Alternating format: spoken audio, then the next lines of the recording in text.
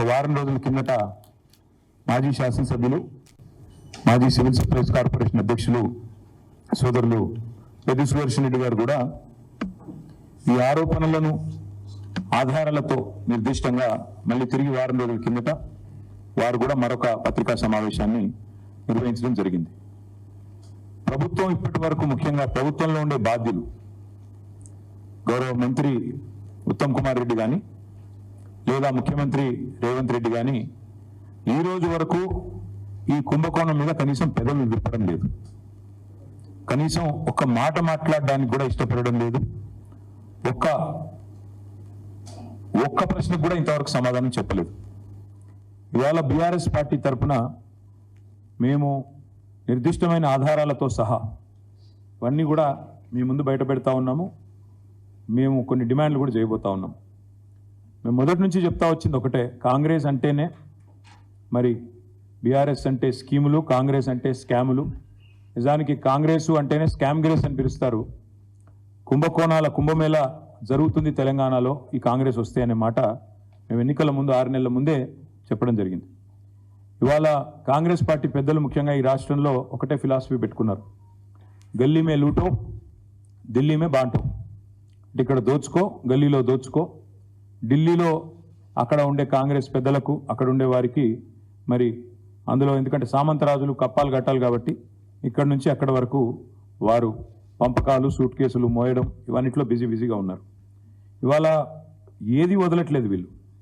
రైతన్నల ధాన్యం నుంచి విద్యార్థుల అన్నం వరకు అన్నింటి మీద కూడా ఇవాళ కుంభకోణాలకు తెరలేపింది కాంగ్రెస్ ప్రభుత్వం.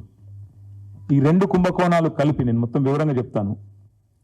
ఇటు రైతులేమో పడిగాపులు పడుతుంటే రోడ్ల మీద ఇంకా ధాన్యం కొనుగోలు పూర్తిగాక అకాల వర్షాలతో సతమతమయ్యి కొనుగోలు కేంద్రాలలో రైతులు కన్నీళ్లు పెట్టుకుంటే, మరొకవైపు ప్రభుత్వం మాత్రం ధాన్యం కొనుగోలు మీద దృష్టి పెట్టకుండా వాళ్ళు చాలా బిజీగా ఈ ధాన్యం కుంభకోణం మీద దృష్టి పెట్టి మరి స్వయంగా ముఖ్యమంత్రి గారి పేషీ నుంచి పౌర సరఫరాల శాఖ డిపార్ట్మెంట్ నుంచే ఈ కుంభకోణం జరిగిందనేది మాకు వస్తున్న ఇన్ఫర్మేషన్.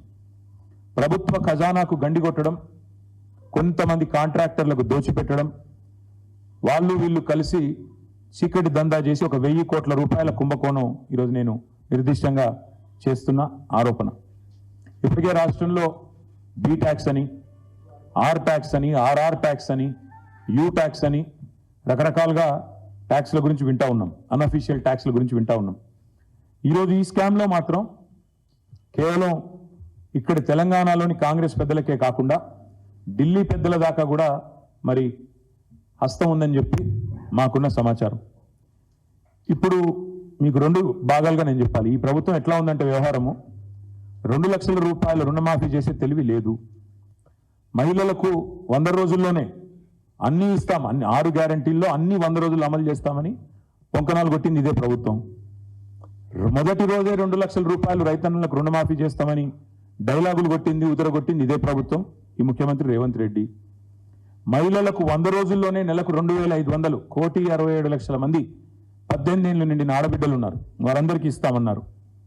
రాష్ట్రంలో ఉండే 46 లక్షల మంది వృద్ధులకి నెలకి 4,000 రూపాయలు ఇస్తామన్నారు. వృద్ధులు, వితంతువులు అందరూ కలిపి ఆసరా పెన్షన్ లబ్ధిదారులు, వాళ్ళ ఫైలు కదలడం లేదు.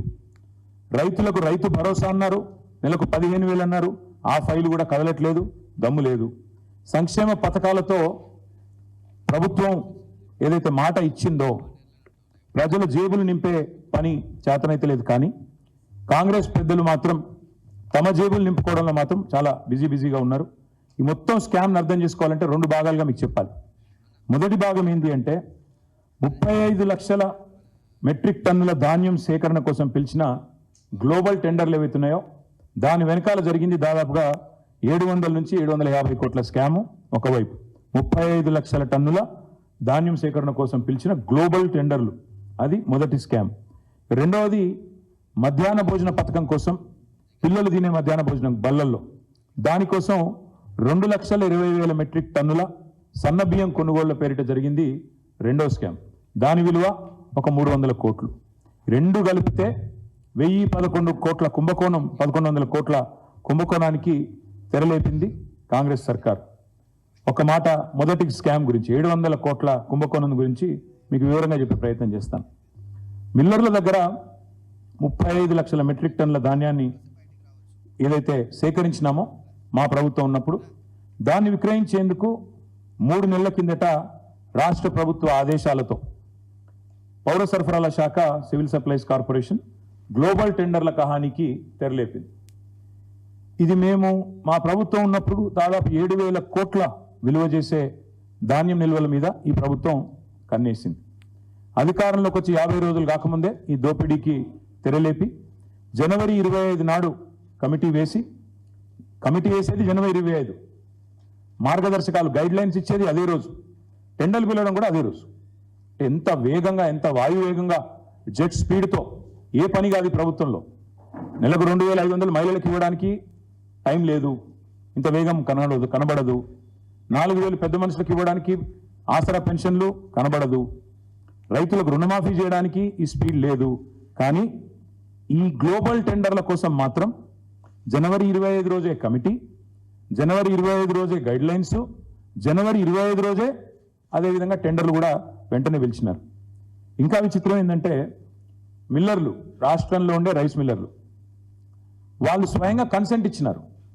ఆనాడు సివిల్ సప్లైస్ డిపార్ట్మెంట్కి ఆనాడు కానీ ఈనాడు కానీ 2,100 రూపాయలకు మేము కొనుగోలు చేయడానికి సిద్ధంగా ఉన్నాం అని రాష్ట్రంలో ఉన్న రైస్ మిల్లర్లు ప్రభుత్వానికి వాళ్ళు కన్సెంట్ ఇస్తే, కన్సెంట్ అంటే వాళ్ళ ఉద్దేశం ఇనిషియేటివ్ తీసుకొని మేము తీసుకుంటాం అని వాళ్ళు ఆఫర్ ఇస్తే దాన్ని రిజెక్ట్ చేసి వాళ్ళ మాట వినకుండా గ్లోబల్ టెండర్ల పేరిట కొన్ని ప్రత్యేక నిబంధనలు పెట్టి, ఇంత టర్నోవర్ ఉండాలి, ఇంత టర్నోవర్ ఉండాలని చెప్పి కొన్ని నిబంధనలు పెట్టి వీళ్ళందరూ ఎవరైతే రైస్ మిల్లర్లు పాపం చిన్నవాళ్ళు ఉన్నారో వాళ్ళందరినీ కూడా ఇందులో పక్కకు నెట్టి ఇవాళ గ్లోబల్ టెండర్లను పిలిచి ఈ గ్లోబల్ టెండర్లు 4 కంపెనీలకు వచ్చేటట్టు రింగ్ చేసినారు.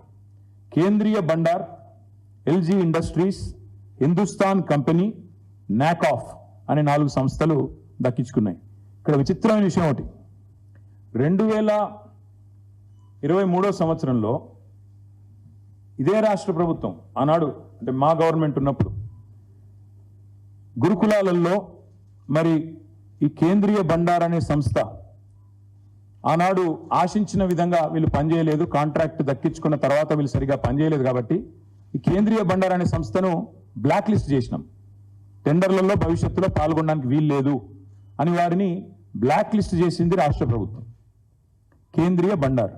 విచిత్రం ఏంటంటే ఈ ప్రభుత్వం రాగానే ఆ కేంద్రీయ బండార్ అనే సంస్థ ఏదైతే ఉన్నదో దానికోసం రూల్స్ రిలాక్స్ చేసి బ్లాక్ లిస్ట్లో ఉన్నదాన్ని తీసేసి తొలగించి ఇవాళ 4 కంపెనీలకే మొత్తానికి అక్కడ మిల్లర్లు 2,100 రూపాయలకు కొనుగోలు చేస్తామని సుముఖత వ్యక్తం చేసినా వాళ్ళు అల్టిమేట్గా చేసింది ఏంటి అంటే మరి చక్కగా 1,885 నుంచి 2,007 రూపాయలకు 1,885 నుంచి 2,007 రూపాయలకు ఒక బ్యాండ్ ఫిక్స్ చేసి 4 సంస్థలు కుమ్మక్కై మరి పూర్తి స్థాయిలో 2,100లకు దాదాపు 200 రూపాయలు తగ్గించి మరి కుంభకోణం చేసి ఈ 4 సంస్థలు ఇంక్లూడింగ్ ఒక బ్లాక్ లిస్టెడ్ సంస్థకు కట్టబెట్టిన తర్వాత ఇదిగో ఇది సివిల్ సప్లైస్ కార్పొరేషన్ యొక్క శాఖ యొక్క లెటర్.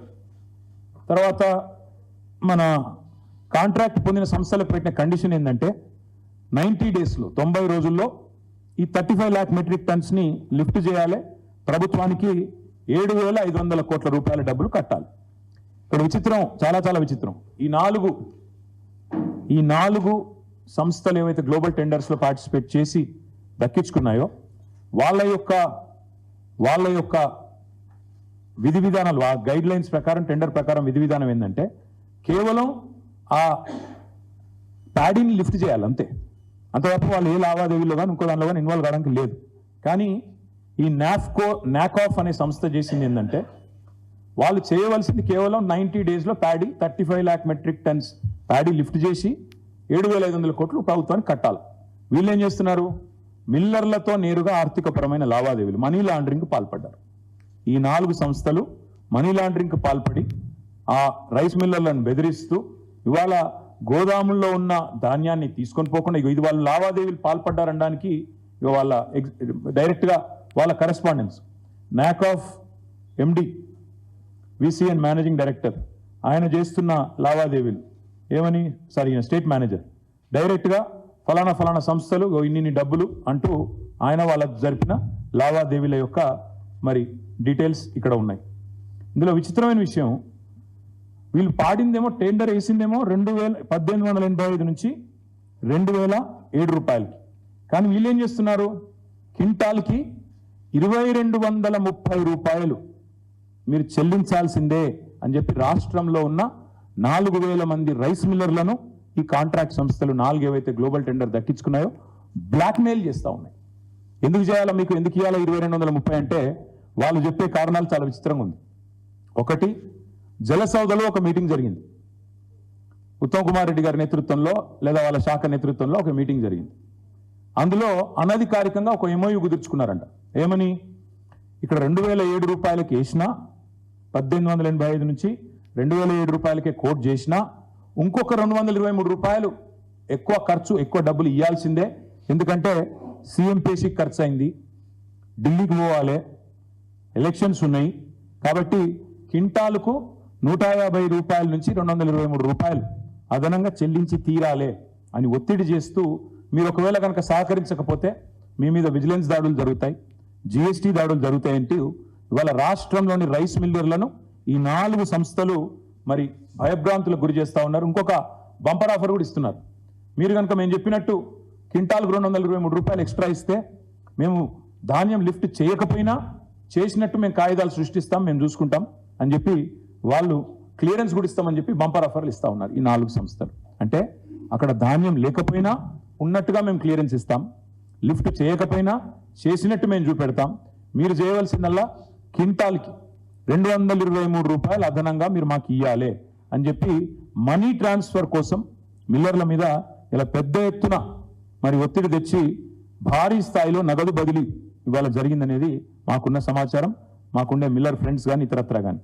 దాదాపు 35 లక్షల మెట్రిక్ టన్నులు ఇంటూ 223 రూపాయలు, 35 లక్షల మెట్రిక్ టన్నులు ఇంటూ 223 రూపీస్ వేసుకుంటే యావరేజ్గా 200 వేసుకోండి, 185 223 అనే గందరగోళం లెక్క పక్కన పెడితే 35 లక్షలు ఇంటూ 20 200, 700 కోట్ల అదనపు డబ్బులు, అదనపు క్యాష్ మనీ లాండరింగ్ ద్వారా ఈ సంస్థలు మిల్లర్ల దగ్గర వసూలు చేస్తూ ఉన్నాయి. అసలు నిజానికి ఈ కాంట్రాక్ట్ పొందిన 4 సంస్థలు చేయాల్సిన పని ఏంటి, కేవలం ధాన్యం లిఫ్ట్ చేయాలి, 90 రోజుల్లో పూర్తి చేయాలి, చేయకపోతే ప్రభుత్వానికి ఏ కారణం చేయలేదో చెప్పాలి, డబ్బులు కట్టాలి, 7,500 కోట్లు కట్టాలి. కానీ వీళ్ళు ఏం చేస్తున్నారు, వాళ్ళు టెండర్ వేసింది, వాళ్ళు టెండర్ తీసుకున్నది ధాన్యం లిఫ్టింగ్కి, డబ్బుల వసూలు కాదు, డబ్బుల వసూలుకి వీళ్ళకి పాత్ర లేదు. మరి ఇప్పుడు ఈ సంస్థ ఇప్పుడే నేను చెప్పినట్టు డబ్బుల వసూలు సంబంధించిన సబ్జెక్ట్ నాఫ్కాస్ అనే సంస్థ ఎందుకు మాట్లాడుతోంది, అసలు వీళ్ళకున్న అధికారం ఏంది? ఒక నాఫ్కాస్ మాకు లెటర్ ఉంది, మిగతా 3 సంస్థలకు కూడా ఇదే రకమైన ఉత్తర ప్రత్యుత్తరాలు మా దగ్గర ఉన్నాయి, వీళ్ళందరూ డబ్బు వసూలు మీద పడ్డారు. ఇంకొక మాట ఏమంటే, అసలు సంబంధం లేని ప్రైవేట్ సంస్థలు ప్రభుత్వం తరపున డబ్బులు ఎట్లా అడుగుతున్నాయి, ప్రైవేట్ సంస్థలు ప్రభుత్వం తరపున డబ్బుల వసూలు ఎట్లా చేస్తున్నాయి, చేస్తే గీస్తే సివిల్ సప్లైస్ కార్పొరేషన్ చేయాలి డబ్బులు వసూలు, లేదా FCI చేయాలి. వీళ్ళు ఎవరు అసలు ఈ 4? అదేవిధంగా ఈ 700 కోట్లు 35 లక్షలు ఇంటూ మరి 200 రూపాయలు. ఇంకా విచిత్రం, ఈ 4 సంస్థలు మేము చెప్పినట్టు తినకపోతే విజిలెన్స్ దాడులు జరుగుతాయి అని మిల్లర్లను బెదిరిస్తున్నారు. కాంట్రాక్టు ఏజెంట్ వీళ్ళు ఏవైతే 4 ఏజెన్సీలు ఉన్నాయో లిటరల్లీ వీళ్ళు ప్రభుత్వ ఏజెంట్ లాగా డబ్బుల వసూలుకు ఒక హఫ్తా వసూలు చేసే వాళ్ళు ఉంటారు కదా, ఆ టైప్లో బెదిరించే ప్రయత్నం చేస్తూ ఉన్నారు. ఇక్కడ ఆశ్చర్యకరమైన విషయం ఇందాక నేను చెప్పింది, 2100 రూపాయలకు మిల్లర్లు మేము కొంటామని సుముఖత వ్యక్తం చేసినాక కూడా 1885 నుంచి 2007 రూపాయల వరకే ఎందుకు బ్యాండ్ ఫిక్స్ చేసి 4గురిని రింగు చేసి ఎలిజిబిలిటీ క్రైటీరియా అని పెట్టి చిన్న సంస్థలన్నింటినీ ఎదరగొట్టింది ప్రభుత్వం, పౌర సరఫరాల శాఖ, ముఖ్యమంత్రి రేవంత్ రెడ్డి సమాధానం చెప్పాలి. అదే మాదిరిగా టెండర్లలో మరి జనవరి 25 టెండర్ పిలిచారు, ఈరోజు మే 25, ఫిబ్రవరి, మార్చి, ఏప్రిల్, మే 4 నెలలు అయిపోయింది. 23కి మొన్న అయిపోయింది, వాళ్ళకి ఇచ్చిన 90 రోజుల కాల పరిమితి కూడా ముగిసిపోయింది.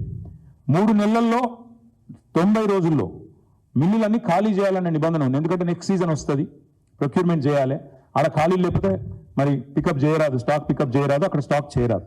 కాబట్టి ఈ రోజు వరకు మాకున్న సమాచారం ఈ ఏజెన్సీలు 4 20% కూడా ఇంతవరకు ప్యాడీ అక్కడి నుంచి పికప్ చేయలేదు, లిఫ్ట్ చేయలేదు, 20% కూడా పికప్ చేయలేదు.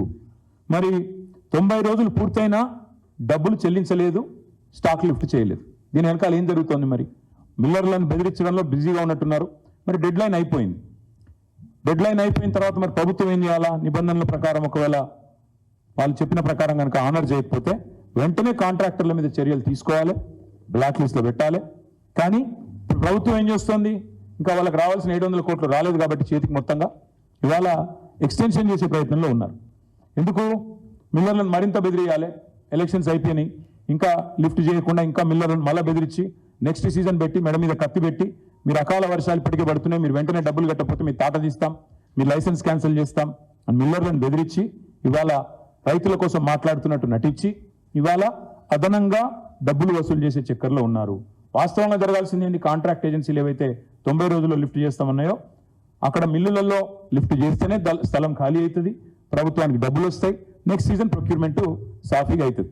ఒకవేళ జరగకపోతే ఏం జరుగుతుంది? ప్రభుత్వం మరొక 150 కోట్లు నెలకు వడ్డీ అదనంగా చెల్లించాల్సిన పరిస్థితి సివిల్ సప్లైస్ కార్పొరేషన్ వాళ్ళకు వస్తుంది. ఇవాళ ప్రభుత్వం చెప్పాలా? మేము అడుగుతా ఉన్నాం, డిమాండ్ చేస్తా ఉన్నాం ప్రధాన ప్రతిపక్షంగా. ఇప్పటి వరకు ఎంత ధాన్యం ఈ 90 రోజుల్లో మరి కొనుగోలు జరిగింది, ఎంత లిఫ్ట్ చేసినారో స్పష్టంగా రాష్ట్ర ప్రజల ముందు శ్వేతపత్రం ప్రచురించండి. టెండర్ నిబంధనల మీదకు 90 రోజుల్లో కనుక మీరు తీసుకోకపోతే ఎందుకు మీరు ఉపేక్షించి మళ్ళీ ఎక్స్టెన్షన్ చేసే ప్రయత్నం చేస్తున్నారో మీరు చెప్పాలి. అన్నింటికి మించి రొనాల్డ్ రాస్ ఆనాడు కేంద్రీయ బండార్ అనే సంస్థ తప్పుడు పనులు చేసింది అని బ్లాక్ లిస్ట్ చేసినారు కదా. టీఆర్ఎస్ హయాంలో బ్లాక్ లిస్ట్ చేసిన సంస్థను మీరెందుకు వెంటనే దాన్ని తీసేసి ఈ టెండర్లో పార్టిసిపేట్ చేసే విధంగా అనుమతించారు? ప్రజలకు వివరంగా చెప్పాలి. ఇందులో మీకు 100 కోట్ల రూపాయలు ముట్టిన మాట వాస్తవమా కాదా మరి ఎంక్వైరీ ద్వారా తేల్చాలి. అది కూడా డిమాండ్ చెప్తాను నేను. ఈరోజు మరి ఏ సంస్థలైతే ఈ రకంగా 90 రోజుల్లో ఇచ్చిన పని చేయకుండా జాప్యం చేస్తూ మిల్లర్లను బెదిరిస్తూ వారితో కేవలం లిఫ్టింగ్ ప్యాడీ లిఫ్టింగ్ కాడికే వాళ్ళకి వెసులుబాటు ఉంటే కాంట్రాక్ట్లో డబ్బుల లావాదేవీలు కూడా ఇవాళ చేస్తున్నారు. వారి మీద మనీ లాండరింగ్ ప్రకారం 4 ఏజెన్సీల మీద కూడా చర్య తీసుకోవాలి. ఇది మొదటి కుంభకోణం. ప్యాడీదేమో మొదటి కుంభకోణం 35 లక్షల మెట్రిక్ టన్ను. రెండవ స్కామ్ ఏంటంటే మా ప్రభుత్వం వచ్చిన తర్వాత కేసీఆర్ గారు పేద పిల్లల పట్ల ఆయనకుండే ప్రేమతో సన్న బియ్యం స్కీమ్ తీసుకొచ్చారు. సన్న బియ్యం పెట్టి విద్యార్థులకు హాస్టళ్లలో నాణ్యమైన భోజనం పెట్టాలా, స్కూళ్లలో నాణ్యమైన భోజనం పెట్టాలని చెప్పి అప్పటిదాకా దొడ్డు బియ్యంతో ఉన్న మరి మంచి పరిస్థితి ఉండేది కాదు ఆనాడు కాంగ్రెస్ ప్రభుత్వంలో. దాన్ని తొలగించి సన్న బియ్యం విద్యార్థులకు మంచి భోజనం అందించాలి, నాణ్యమైన భోజనం అని చెప్పి ఒక స్కీమ్ తీసుకొచ్చినాం. వీళ్ళు రాగానే కాంగ్రెస్ వాళ్ళు ఆ స్కీమ్ను స్కామ్ చేసినారు. ఏం చేసినారు? మధ్యాహ్న భోజన పథకానికి 2,20,000 మెట్రిక్ టన్నుల సన్న బియ్యం కావాలి. దానికోసం ఏం చేసినారంటే మీకు వివరంగా చెప్తాను. గురుకులాల్లో, అంగన్వాడీల్లో, స్కూళ్ళల్లో మధ్యాహ్న భోజనం పథకం కోసం జనరల్గా మరి మనం సన్న బియ్యం ప్రొవైడ్ చేస్తాం. వీటన్నిటి కోసం అని చెప్పి 2,20,000 టన్నుల సన్న బియ్యం కావాలని చెప్పి పౌర సరఫరాల శాఖ టెండర్ పిలిచింది. మళ్ళీ గ్లోబల్ టెండర్, మళ్ళీ సేమ్ మ్యాజిక్. మళ్ళీ విచిత్రంగా ఏ 4 సంస్థలు పాల్గొన్నాయో తెలుసా మీకు? సేమ్ అవే సంస్థలు, అదే ఎల్జీ, అదే నాఫ్కాస్, అదే నెకాఫ్, అదే హిందుస్థాను, అదే కేంద్రీయ బండారు. వీళ్ళ ప్రపంచంలో ఇంకెవరికి తెలియదు, ఇంకెవరు లేరు. ఇదే 4 సంస్థలు. ఇంకా విచిత్రం చెప్తాను మీకు. అసలు బహిరంగ మార్కెట్లో ఈరోజు సన్నబియ్యం ధర కేవలం 42 నుంచి 45 రూపాయల మధ్యలో ఉంది. బహిరంగ మార్కెట్లో 42 నుంచి 45 రూపాయలు. ఇలా సామాన్య గృహిణి ఏ ఒక్కరిని అడిగినా, లేకపోతే బియ్యం కొనుక్కొచ్చే ఏ ఒక్క పురుషుడిని అడిగినా, రాష్ట్రంలో తమ ఇంటి కోసం బియ్యం కొనుక్కునే వాళ్ళని ఎవరిని అడిగినా మీకు ఏం చెప్తారంటే ఓపెన్ మార్కెట్లో 42 రూపీస్ నుంచి 45 రూపీస్ వరకు మీకు 5 days దొరుకుతుంది. ప్రభుత్వం కూడా బయట కొనుగోలు చేస్తే అంతకే వస్తుంది. కానీ రైస్ మిల్లర్లు కూడా రెడీగా ఉన్నారు అంతమంది వేయడానికి ఆ రేటుకి. కానీ బహిరంగ మార్కెట్ను పక్కకు పెట్టి, బయట కొనుగోలు చేసే అవకాశం పక్కకు పెట్టి, మిల్లర్లు కూడా అనుకుంటే కూడా రెడీగా ఉంటే దాన్ని పక్కకు పెట్టి టెండర్ పిలిచారు. మళ్ళీ అదే 4 సంస్థలు కొటేషన్లు కూడా ఎంత బాగా చేసుకున్నారంటే ప్లానింగ్ 57 రూపాయలు ఒక ఆయన, మిగతా 3 కూడబలుకొని 56 రూపాయలు 90 పైసలు. బాటా డిస్కౌంట్ ఉంటుంది చూడండి, ఆ టైంలో 57 రూపాయలు 56, 90 3 అంత మంచి కూడబలుకొని ఒక దగ్గర కూర్చొని రాసుకున్నట్టు 57, 56, 90, 56, 90, 56, 90 4 కలిసిండ్రు, కోడ్ చేసిండ్రు. మరి యాదృచ్ఛికమైతే ఇంతకు మించిన మ్యాజిక్ ఇంకోటి ఉండదు నాకు తెలిసి. ఇంత యాదృచ్ఛికంగా 3 సంస్థలు కలబడ్డట్టు బయట మార్కెట్లో 42 రూపాయలకు దొరుకుతుంటే 45 రూపాయలు దొరుకుతుంటే వాళ్ళు 50 కోట్ చేయొచ్చు, వాళ్ళు 48 కోట్ చేయొచ్చు, వాళ్ళు 47 కోట్ చేయొచ్చు. అట కాదు, ఒకరు 57, మిగతా ముగ్గురు 56 రూపాయల 90 పైసలు స్పష్టంగా కోట్ చేసి అల్టిమేట్గా ఏం చేసినారు, ఇందులో కిలోకు 15 రూపాయలు అదనం. అంటే బయట మార్కెట్లో 42 రూపాయలు ఉంటే 57 రూపాయలకు టెండర్ ఫైనల్ చేసిండ్రు. ఆర్డర్ ఏది ఇదే కదా, ఇగో ఇది ఫైనల్ చేసిన ఆర్డరు. ఇది సివిల్ సప్లై శాఖ ఇచ్చిన ఆర్డర్. 57 రూపాయలకు ఫైనల్ చేసిన టెండరు. ఎల్జీ అనే సంస్థకు 57, మిగతా ముగ్గురికి 56.90 చొప్పున. ఏం జరిగింది ఇక్కడ, 2,20,000 టన్నులు ఇంటూ 15 రూపాయలు అదనం. రౌండ్ ఆఫ్ చేస్తే ఇది కూడా మళ్ళీ 300 కోట్ల కథ. అంటే అందులో 700 నుంచి 750 కోట్లు, ఇందులో ఒక 300 కోట్లు. అంటే ఎంత మొత్తం కలిపి 1,100-1,100 కోట్ల కుంభకోణం. ఇక్కడ ఇంకా విచిత్రమైన విషయం ఒకటి చెప్తాను మీకు. ఈ సన్న బియ్యం కొనుగోలు విషయంలో ఎవ్రీ ఇయర్ సివిల్ సప్లైస్ డిపార్ట్మెంటే మన రాష్ట్రంలోని రైతుల నుంచి ఎఫ్సిఐకి మనం ఇక్కడ కొంటాం, కొని తర్వాత ఎఫ్సిఐకి అమ్ముతాం. ఎఫ్సిఐకి మనం ఎవ్రీ ఇయర్ ఇక్కడ రాష్ట్ర రైతుల దగ్గర సేకరించిన ధాన్యం నుంచే దొడ్డు బియ్యం కొంటాం, అదే దొడ్డు వడ్లు కొంటాం, దొడ్డు రకాలు, సన్న రకాలు కొంటాం. ఆల్రెడీ మన రాష్ట్రంలో మా ప్రభుత్వం ఉన్నప్పుడే సివిల్ సప్లైస్ సంస్థ ఏదైతే 35 లక్షల మెట్రిక్ టన్నుల కథ చెప్పినా కదా ఇప్పటిదాకా నేను, అందులోనే 1.6 lakh టన్స్ సన్నధాన్యం ఉంది. 1.6 lakh టన్స్ కొత్తగా నువ్వు బయట కొనాల్సిన అవసరమే లేదు. ఆల్రెడీ నీ దగ్గరే ఉంది స్టాక్. నువ్వు దాన్ని పక్కకు పెట్టి దాన్ని మిల్లింగ్ చేయించుకొని అది మన సివిల్ సప్లైస్ డిపార్ట్మెంట్కి ఇస్తే, అది మన స్కూల్స్ డిపార్ట్మెంట్కి ఇచ్చేస్తే, ఎడ్యుకేషన్కు వెల్ఫేర్కి ఇచ్చేస్తే నువ్వు బయట కొనాల్సింది ఎంత అప్పుడు. కానీ వీళ్ళు ఏం చేసిండ్రు, 1.6 lakh టన్స్ రెడీగా నీ దగ్గరే స్టాక్ ఉన్నా దాన్ని పక్కకు పెట్టి దాన్నేమో 22 రూపాయలకు అమ్ముతారు. 22 రూపాయల 59 పైసలకు దాన్ని అమ్ముతారు. ధాన్యాన్ని, బియ్యాన్ని కాదు, ధాన్యాన్ని. కాదంటే ఏం చేయాలి, నిజానికి ప్రభుత్వానికి కామన్ సెన్స్ ఉంటే, సివిల్ సప్లైస్ డిపార్ట్మెంట్కి నిజంగానే సెన్సియారిటీ ఉంటే ఈ ధాన్యాన్ని అమ్మకుండా మిల్లర్లకు ఇచ్చి వారి దగ్గర బియ్యం తీసుకోవచ్చు, సన్న బియ్యం తీసుకోవచ్చు, దాన్ని మళ్లించవచ్చు. తద్వారా 1,00,000 టన్నుల సన్న బియ్యం కేవలం 35 రూపాయలకు, అంటే బయట మార్కెట్లో 42 నుంచి 45 పోతున్నా 35 రూపీస్కే నీకు వస్తుండే. ఈ 1,00,000 టన్నులు పోను, మిగతాది నువ్వు పిలుచుకునేది ఉండే. ఎందుకంటే 1.6 lakh టన్ను ప్యాడీని చేస్తే, మిల్లింగ్ చేస్తే నీకు 1 lakh టన్ను ఇది వచ్చేది సన్న బియ్యం. అది పోను ఇంకొక 1 lakh టన్స్ పిలిస్తే సరిపోయేది. కానీ వీళ్ళు ఏం చేసినారు, ఆ ధాన్యాన్ని తక్కువ కమ్మి సన్న బియ్యం కోసం ఏమో ఎక్కువ ధరకు పంపి. నేను అందుకే అంటున్నా, మెడకామి తలకామి ఎవరన్నా పని చేస్తాడా? నిజంగా ఆలోచన ఉన్నవాడు కానీ, ప్రభుత్వ సొమ్ము విషయంలో పట్టింపు ఉన్నవాడు కానీ ఎవరైనా చేస్తారా? దీన్ని బట్టి మనకు అర్థమయ్యేది ఏంటంటే, కాంట్రాక్ట్ సంస్థలతో కాంగ్రెస్ పెద్దలు బాగా మంచి మిలాఖాత్ అయ్యి బ్రహ్మాండంగా ఇవాళ వాళ్ళు వీళ్ళు అంతా బదులుకొని మిల్లర్ల మెడ మీద కత్తిపెట్టి, ఇంకోవైపు రాష్ట్ర రైతాంగం మీద లేని ప్రేమను నటిస్తూ బ్రహ్మాండంగా 1,100 కోట్ల రూపాయల కుంభకోణానికి ఈ 2 స్కామ్ల రూపంలో వారు తెరలేపడం జరిగింది. లేకపోతే బ్లాక్ లిస్ట్ అయిన సంస్థల్ని బలవంతంగా తెచ్చుడేందుకు, మిల్లర్లు బయట 2,100 కొంటమని చెప్పంగా మీరు 1885 నుంచి 2007కే బ్యాన్ ఫిక్స్ చేసేందుకు, బయట బహిరంగ మార్కెట్లో 42 నుంచి 45 రూపాయలకు సన్నబియ్యం దొరుకుతుంటే మీరు 57 రూపాయలు కొనుడేంది? ఇవన్నీ చూస్తుంటే మరి మీకు డౌట్ రావచ్చు, మరి మీరేం చేసిండ్రు, మీ ప్రభుత్వ హయాంలో మీరు ఎట్లా నడిపినారో మీరు అడగవచ్చు. మా ఇద్దరు కార్పొరేషన్ చైర్మన్లు కూడా ఉన్నారు, వాళ్ళ సాక్షిగా చెప్తా ఉన్నాం. పేద విద్యార్థులకు సన్నబియ్యంతో కడుపు నింపే కార్యక్రమాన్ని మేము తీసుకొచ్చినాక ఏం చేసినాం, మేము ఆనాడు పౌర సరఫరాల శాఖ మీద ఆర్థిక భారం పడకుండా బీఆర్ఎస్ సర్కార్ ఆనాడు చర్యలు తీసుకుంది. ఏం చేసేది, మేము ప్రభుత్వం కొనుగోలు చేసిన ధాన్యంలోనే మేము సన్నధాన్యాన్ని సిఎంఆర్ కింద ఎఫ్సిఐకి ఇవ్వకుండా రాష్ట్ర కోటా కింద మేము వాడుకొని దాన్ని మళ్ళీ స్కూళ్ళకి, వెల్ఫేర్ డిపార్ట్మెంట్స్కి ఇప్పుడు నేను చెప్పినట్టు తక్కువ ధరకి ఇచ్చేది. ఆ బియ్యాన్ని గురుకులాలకు, ఇతర సంస్థలకు మేము ఇచ్చేది. ఒకవేళ సన్నధాన్యం కనుక తక్కువ వస్తే దొడ్డు ధాన్యాన్ని మిల్లర్లకు ఇచ్చి క్వింటాల్కు 140 రూపాయలు అదనంగా ఇచ్చేది మేము, అంతే. ఇచ్చి తద్వారా డబ్బులు సేవ్ చేసే ప్రయత్నం మేము ఎందుకంటే ఎక్స్చెకర్ మనీ కాబట్టి ఆ రకంగా పౌర సరఫరాల సంస్థ మీద భారం పడకుండా తీసుకున్నాం. కానీ కాంగ్రెస్ ఏం చేసింది, సివిల్ సప్లైస్ కార్పొరేషన్ ఇవాళ ఒక కామధేనువుగా, కల్పతరువుగా మార్చుకొని 1,100 కోట్ల రూపాయలు ఇవాళ కుంభకోణానికి తెరలేపింది.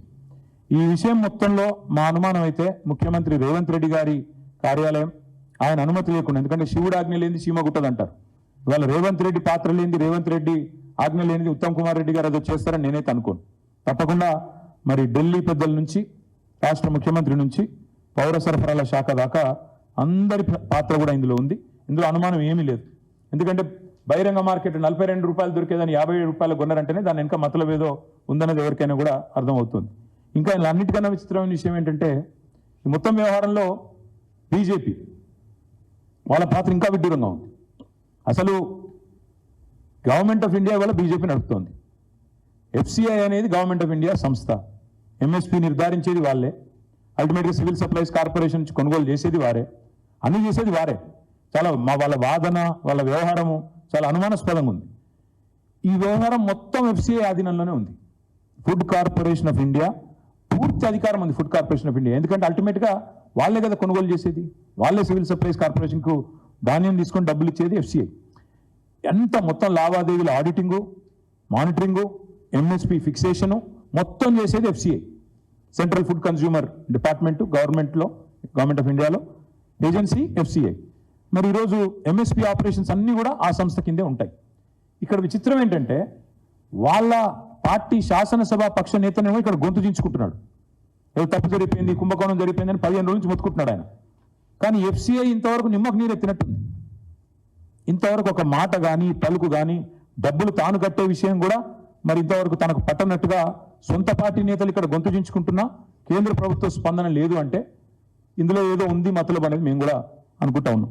మేము అందుకే నిర్దిష్టంగా ఈ రాష్ట్ర ప్రభుత్వాన్ని, కేంద్ర ప్రభుత్వాన్ని కొన్ని డిమాండ్స్ పెడుతున్నాం. 90 రోజుల్లోగా ధాన్యాన్ని లిఫ్ట్ చేయని ఏజెన్సీస్ ఏవైతే ఉన్నాయో వాటి మీద వెంటనే చర్య తీసుకోవాలి, బ్లాక్ లిస్ట్ చేయాలి, ప్రజలకు చెప్పాలి. అసలు మీరు టెండర్ ఎందుకు పిలిచి మిల్లర్లు కొంటానగా ఇట్లా ఎందుకు చేసిండ్రు, ఇదంతా కూడా శ్వేతపత్రం ప్రచురించాలి అనేది నెంబర్ 1 డిమాండ్. మా ప్రభుత్వంలో గతంలో టెండర్ పిలిచినా తక్కువ రేట్ వస్తే వెంటనే రద్దు చేసినాం. ఎందుకంటే 2100 కంటే తక్కువ వస్తే ఏం లాభం ప్రభుత్వానికి, ఆల్రెడీ మిల్లర్లు కొంతందుకు రెడీగా ఉన్నారు అనే ఆలోచనతో టెండరే రద్దు చేసినాం మేము. అంతకంటే తక్కువ ధర వచ్చినా, 2100 కంటే తక్కువ ధర వచ్చినా ఎందుకు టెండర్ ఆమోదించినారు, ఎందుకు బ్లాక్ లిస్ట్ చేసిన సంస్థలను ప్రత్యేకంగా మినహాయింపు ఎందుకు ఇచ్చినారు ప్రభుత్వం చెప్పాలి. అదేవిధంగా ఇప్పుడు ఎక్స్టెన్షన్ ఇద్దామని మళ్ళీ ప్రయత్నం చేస్తూ ఉన్నారు. 90 డేస్లో లిఫ్టింగ్ జరగలేదు, 20% జరిగింది, మళ్ళీ ఎక్స్టెన్షన్ ఇద్దామని చేస్తూ ఉన్నారు. దాని విషయంలో వెంటనే ఎక్స్టెన్షన్ ఇవ్వకుండా మీరు ఈ టెండర్ని రద్దు చేయాలని చెప్పి కూడా, ఈ కాంట్రాక్ట్ ఏజెన్సీల వ్యవహారాన్ని బయటపెట్టాలని చెప్పి కూడా రాష్ట్ర ప్రభుత్వాన్ని మేము డిమాండ్ చేస్తూ ఉన్నాం. అదేవిధంగా ఇప్పటిదాకా ఏజెన్సీలు వాళ్ళు కేవలం వాళ్ళ బాధ్యత లిఫ్టింగ్ మాత్రమే, ప్యాడీ లిఫ్టింగ్ మాత్రమే, కానీ వాళ్ళు డబ్బుల వసూల్లో ఉన్నారు. ఏ రకంగా మీరు ఇది అలౌ చేశారు, ఇది వెంటనే రాష్ట్ర ప్రభుత్వం వివరణ ఇవ్వాలి. ఎఫ్సిఐ కూడా ఈ విషయంలో అవసరమైతే ఈడీకి కంప్లైంట్ చేయాలి. మనీ లాండరింగ్ జరిగింది, ఎఫ్సిఐ స్వయంగా ఇందులో ఇంటర్వ్యూన్ కావాలి. మీ పార్టీ ఎమ్మెల్యేనే చెప్తా ఉన్నాడు, బీజేపీ ఎమ్మెల్యే, ఇక్కడ శాసనసభ పక్ష నేత మనీ లాండరింగ్ జరిగిందని చెప్తున్నాడు. మరి మీరెందుకు పలకట్లేదు? ఆడిటింగ్, మానిటరింగ్ మొత్తం ఎఫ్సిఐ బాధ్యత, ఎందుకు ఎఫ్సిఐ స్పందించట్లేదు? వెంటనే ఈ ఏజెన్సీల మీద, వాళ్ళు చేసిన లావాదేవీల మీద ఎఫ్సిఐ అవసరమైతే నేరుగా ఈడీకి ఎఫ్సిఐ ఫిర్యాదు చేయాలి. ధాన్యం లిఫ్ట్ చేయకుండా 2230 రూపాయల చొప్పున చెల్లించాలని చెప్పి రైస్ మిల్లర్లను వేధిస్తున్న వ్యవహారం, మనీ లాండరింగ్ ఏదైతుందో ఇది పెద్ద కుంభకోణం. ఈ విషయంలో ఎఫ్సిఐ, నేను చెప్పేది మేము మీరు కాదు, FCI should reach out to ED. FCI should complain to CBI because all of them are government of India agencies. They should complain, they should request Enforcement Directorate to look into money laundering here. తప్పకుండా కేంద్ర ప్రభుత్వ ఆధీనంలోని FCI స్పందించాలి, లేకపోతే BJP మీద కూడా మాకు అనుమానం ఉందని చెప్పి కూడా నేను విజ్ఞప్తి చేస్తా ఉన్నా. ఈరోజు ప్రతి దానికి ముఖ్యమంత్రి గారు గతంలో గొంతు చించుకుంటుండే అన్నాడు PCC ప్రెసిడెంట్గా. ఈ కుంభకోణం, ఆ కుంభకోణం, సెక్రటేరియట్ కింద 10,000 కోట్లు, అక్కడ ఓ 10,000 కోట్లు, ఇక్కడో 10,000 కోట్లు, నోరు ఎక్కడ ఎంతుంటే అంత. ఔటర్ రింగ్ రోడ్లో 10,000 కోట్లు, కోకాపేట భూముల్లో 10,000 కోట్లు, సెక్రటేరియట్లో 10,000 కోట్లు, కోవిడ్లో 10,000 కోట్లు అంటూ నోటికి వచ్చినట్టు నోరు బారేసుకుంటుండే PCC ప్రెసిడెంట్. మరి వాళ్ళు నేను రేవంత్ రెడ్డిని అడుగుతా ఉన్నా, నీకు చిత్తశుద్ధి ఉంటే ఈ విషయం మీద సిట్టింగ్ జడ్జితో ఎంక్వైరీ అయ్యి, మీ మంత్రి అంతా కడిగిన ముత్యం అయితే, స్వాతి ముత్యం అయితే వెంటనే సిట్టింగ్ జడ్జితోని ఈ మొత్తం పౌర సరఫరాల శాఖ చేసిన 2 టెండర్లు, సన్న బియ్యంది, ప్యాడీది, రెండింటి మీద కూడా వెంటనే సిట్టింగ్ జడ్జితో ఎంక్వైరీ అయ్యి, కాళేశ్వరం మీద వేసినావు, తర్వాత భద్రాద్రి విద్యుత్ కొనుగోళ్ల మీద వేసినావు, దీని మీద కూడా ప్రజలకు తెలుస్తుంది, ప్రజాపాలన కదా, ప్రజలకు తెలియాలి కదా. తప్పకుండా సిట్టింగ్ జడ్జితో మీ సంగతి, మీ ఉత్తమ్ కుమార్ రెడ్డి సంగతి మొత్తం తెలిసిపోతుంది. ఇంకొక మాట చివరిగా, ఒకవేళ ఇటు FCI స్పందించకపోయినా, రాష్ట్ర ప్రభుత్వం స్పందించకపోయినా మేము మాత్రం వదిలిపెట్టాం. పక్కాగా మేము కూడా ఆధారాలతో సహా ఇప్పుడు నేను చెప్పిన అన్నిటినీ కూడా క్రోడీకరించి న్యాయస్థానాలను ఆశ్రయిస్తాం, న్యాయ పోరాటము చేస్తాము, ఏజెన్సీల దగ్గరికి మేము కూడా పోతాం. తప్పకుండా మా ప్రభుత్వం ఉన్నప్పుడు ఎంత పారదర్శకంగా వ్యవహారం నడిపినామో అది కూడా ప్రజల ముందు పెడుతున్నాం. అదే మాదిరిగా ఈ ప్రభుత్వం వచ్చినాక, కాంగ్రెస్ ప్రభుత్వం వచ్చినాక చేస్తున్న కుంభకోణాన్ని కూడా వివరంగా ఆధారాలతో సహా ప్రజల ముందు పెడతాము, ఏజెన్సీల ముందు పెడతాము, న్యాయస్థానాలకి పోతాము. తప్పకుండా ప్రజాక్షేత్రంలో వీళ్ళని వదిలిపెట్టాం. I demand once again, Food Corporation of India should immediately order or ask for an inquiry through Enforcement Directorate and CBI into the money laundering that has happened by way of these 4 agencies that have coerced, that have threatened, that have indulged in extreme money laundering to the tune of almost 700 to 800 crores in the form of paddy procurement and another 300 crores in the form of fine rice procurement in state of Telangana. రెండింటి విషయంలో, ఎందుకంటే ultimate agency is FCI. They should come in, they should step in, seek an inquiry. If they don't do it, we will certainly challenge the entire process in a court of law. We will go and knock on the doors of agencies ourselves, and we also demand state government. నేను కడిగిన ముత్యం స్వాతి ముత్యం అని చెప్పుకునే Revanth Reddy order చేయాలి వెంటనే sitting జడ్జితో ఈ పౌర సరఫరాల శాఖ మీద వెంటనే ఎంక్వైరీ ఆదేశించాలని చెప్పి కూడా మా పార్టీ తరఫున డిమాండ్ చేస్తాం.